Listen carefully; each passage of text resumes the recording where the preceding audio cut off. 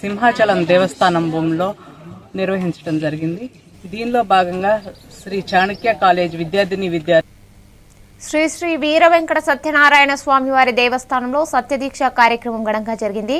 ఈ కార్యక్రమంలో స్వాములు వస్త్రములు మాలలు అందుకున్న తర్వాత దీక్షా విరమణ రోజున పూజా కార్యక్రమాలు నిర్వహించబడ్డాయి.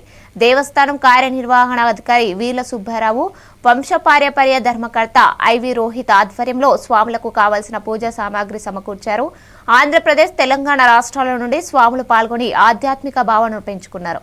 కార్తీక మాసానికి ముందుగా గ్రామాల్లో సత్యదీక్ష ప్రచారం చేపట్టడం ద్వారా ప్రజల్లో హిందూ ధర్మ అవగాహన పెరుగుతుందని అన్నారు.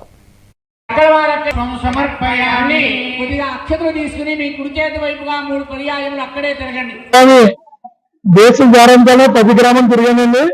అలాగే ఈ దేశ ఫలితం బ్రహ్మ విష్ణు మహేశ్వరులు ముగ్గురు దేవులు చేసిన దేశ ఫలితం లెక్కదండి. ఇది కార్తీక మాసంలో సోమవారం మకా నక్షత్రం దేశ వస్తుందండి. మళ్ళీ మకా ప్రతి గ్రామం తిరిగానండి. అలాగే దౌలేశ్వరం, ఈ మాటలు దౌలేశ్వరం అండి, ఈ మాటలు గుడిపూడి అండి. దౌలేశ్వరం ఇద్దరు మాటలు ముందుకు వచ్చారండి. నేను చెప్పిన మాటలు ఇప్పుడు 52 మంది అయ్యారండి. ఆ గ్రామంలో కూడా గ్రామోత్సవం 2 సార్లు గ్రామోత్సవం జరుపుతుంది. భక్తులు కూడా అధికంగా పెరిగారు. ప్రతి దిక్కులు కూడా సత్యస్వామి అంటే ఆంధ్రప్రదేశ్ తెలిసిన భవన తెలుసు సత్యనారాయణ స్వామి తీసుకువెళ్ళండి. మనం ఒక్క రోజు రాత్రి చేస్తేనే అంత ఫలితం వస్తాయి స్వామివారికి. అలాగే 27 రోజులు చేసి వెళ్తారంటే స్వామివారికి చేస్తే ఫలితం సత్యనారాయణ స్వామికి అంత అనుభవం వస్తుందండి. అలాగే పూరిపూడి, ఇర్లంపూడి, ప్రతి గ్రామం, గడ్డమేడ చుట్టుపక్కల అందరూ